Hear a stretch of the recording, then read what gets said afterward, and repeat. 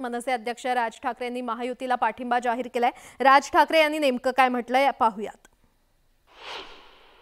या देशाला चांगल्या खंबीर नेतृत्वाची गरज आहे, ज्याच्याकडनं माझ्या अपेक्षा आहेत त्याही पूर्ण झाल्या नाहीत तर राज ठाकरेचं तोंड आहेच। पण या पुढच्या काही भविष्यासाठी भवितव्यासाठी म्हणून खंबीर नेतृत्वाची गरज असताना म्हणून मी त्यांना सांगितलं मला काही अपेक्षा नाहीयेत। महाराष्ट्र नवनिर्माण सेना, भारतीय जनता पक्ष, शिवसेना आणि एनसीपी परंतु फक्त नरेंद्र मोदींसाठी बिनशर्त पाठिंबा देत आहे हे मी आज आपल्या समोर सगळ्यांसमोर जाहीर करतो। माझ्या गावागावातल्या सगळ्या महाराष्ट्रामधून आलेल्या माझ्या सर्व महाराष्ट्र सैनिकांना मला फक्त एकच सांगायचं आहे, विधानसभेच्या तयारीला लागा, जोरात विधानसभेच्या तयारीला लागा। पुढच्या गोष्टी पुढे आपण कसलाही विचार न करता आत्ता बांधणीचा विचार केला पाहिजे आपण, आणि त्याच्यासाठी म्हणून मी तुम्हाला महाराष्ट्रभर सगळ्या ठिकाणी भेटण्यासाठी लवकरच आपल्या समोर येत आहे।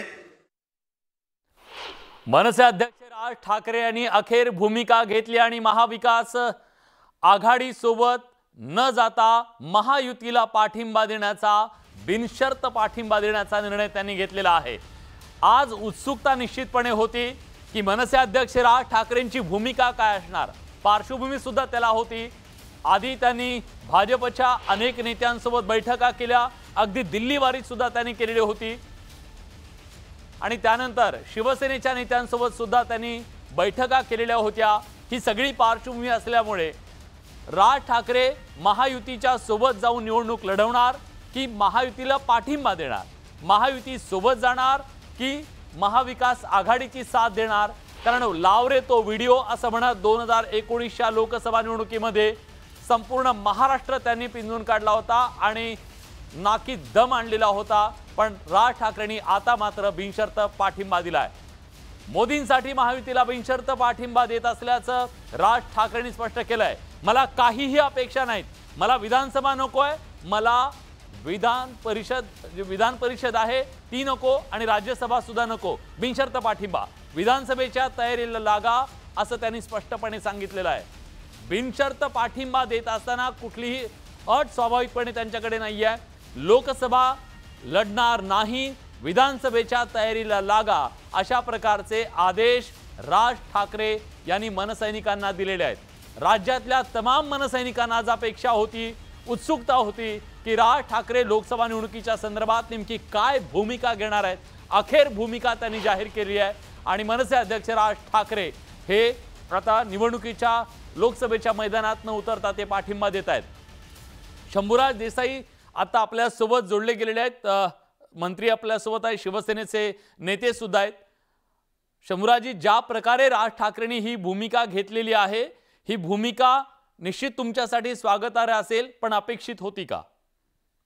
नाही बघा, आपण गेल्या 2-3 दिवसापूर्वींचं जर वक्तव्य पाहिलं असेल माझं, तर मला यापूर्वी सुद्धा माध्यमांच्या प्रतिनिधींनी विचारलेलं होतं की महायुतीचा एक भाग हे मनसे होईल का माननीय राज ठाकरे साहेबांच्या नेतृत्वाखाली। त्यावेळी देखील मी सांगितलेलं होतं की जे कोणी माननीय पंतप्रधान नरेंद्रजी मोदी साहेबांना तिसऱ्यांदा पंतप्रधान 400 पारचं बहुमत देऊन या ठिकाणी करण्यासाठी समवेत येतील, सोबत येतील, त्या सगळ्यांचं आम्ही मनापासून स्वागत करू। आणि आजची माननीय राजसाहेबांची भूमिका ही तीच आहे। माननीय राजसाहेबांनी काय सांगितलं की महायुतीमध्ये मी नसलो तरी सुद्धा मी केवळ आणि केवळ मोदी साहेबांसाठी महायुतीला पाठिंबा देतोय, आणि आज खऱ्या अर्थानं देशाला गरज आहे ती माननीय नरेंद्र मोदी साहेबांच्या नेतृत्वाची। आणि नरेंद्र मोदी साहेबांची भूमिका, नरेंद्र मोदी साहेबांचे विचार हे वंदनीय शिवसेना प्रमुख हिंदू हृदय सम्राट स्वर्गीय बाळासाहेब ठाकरे साहेबांच्या विचाराशीच मिळते जुळते आहेत, आणि त्या भूमिकेला राजसाहेबांनी पाठिंबा दिल्यामुळं आम्ही त्यांचं मनापासून स्वागत करतो। आणि अधिक भक्कम महायुती आता महाराष्ट्रामध्ये होईल, आणि जे आम्ही 45+ उद्दिष्ट ठेवलेलं आहे या निवडणुकीमध्ये ते निश्चितपणे निर्विवाद आम्हाला साध्य करता येईल, हीच भूमिका आज माननीय राज ठाकरे साहेबांनी घेतलेली, आम्ही त्यांचं मनापासून स्वागत करतो। देसाई साहेब, राज ठाकरे यांच्या या भूमिकेच्या नंतर तुम्हाला मिळालेल्या बिनशर्त पाठिंब्याच्या नंतर महायुतीला याचा किती फायदा होईल? बघा, महायुती मुळातच या ठिकाणी आता मी मगाचपासून सांगतो तसं शिवसेना भारतीय जनता पक्षाची महायुती तर अनेक वर्षांपूर्वीची आहे. हा मध्यंतरी 2.5 वर्ष ती खंडित झाली.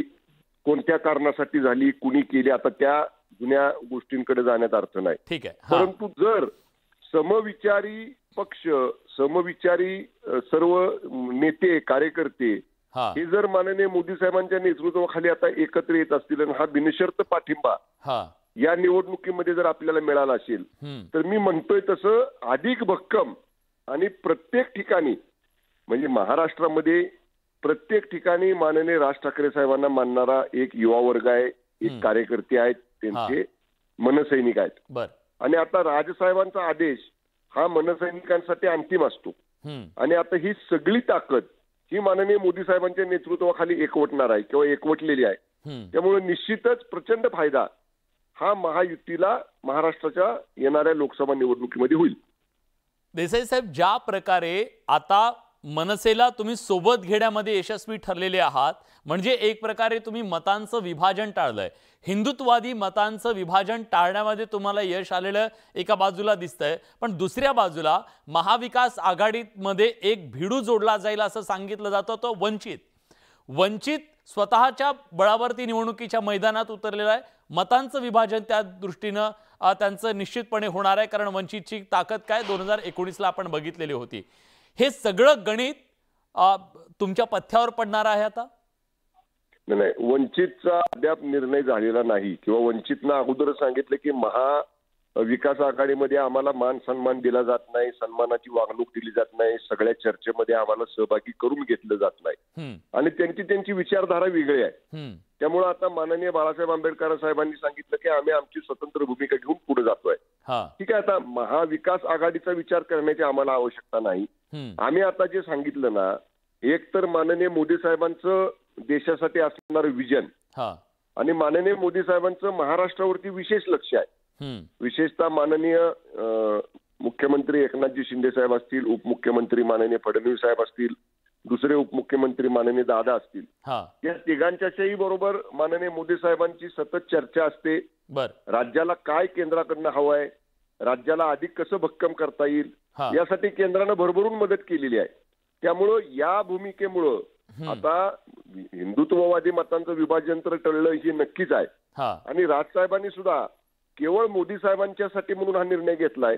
आणि आम्ही सुद्धा सगळ्यांनी महायुतीमध्ये आज आम्ही जेव्हा उमेदवार ठरण्यापूर्वी सुद्धा जेव्हा आम्ही आमच्या महायुतीचे मतदारसंघ मेळावे सुरू केलेत, त्या मेळाव्यांमधनं आम्ही मतदारांना हीच विनंती करतोय की आमचा उमेदवार काँग्रेसचा असेल, राष्ट्रवादी काँग्रेसचा असेल किंवा शिवसेनेचा असेल, पण आमचा उमेदवार हा माननीय मोदी साहेबांना पंतप्रधान करण्यासाठी आपल्याला पाठवायचा आहे. मतविभाजन टाळण्यामध्ये तुम्हाला निश्चितपणे यश आल्याचं दिसतंय, कारण मनसे ही सुद्धा एक आक्रमक हिंदुत्ववादी पक्ष आहे. त्यात पुन्हा शिवसेना, त्यानंतर भाजप, तुम्ही सगळे एकत्रित आल्यामुळे हिंदू मतांची किंवा हिंदुत्ववादी मतांमध्ये जी फाटाफूट होणार होती ती टाळण्यामध्ये तुम्हाला यश आल्याचं दिसतं. तुम्ही त्याचं स्वागत सुद्धा केलं राज ठाकरेंच्या भूमिकेचं. धन्यवाद, तुम्ही न्यूज 18 लोकमतशी सविस्तरपणे बोललात त्याबद्दल.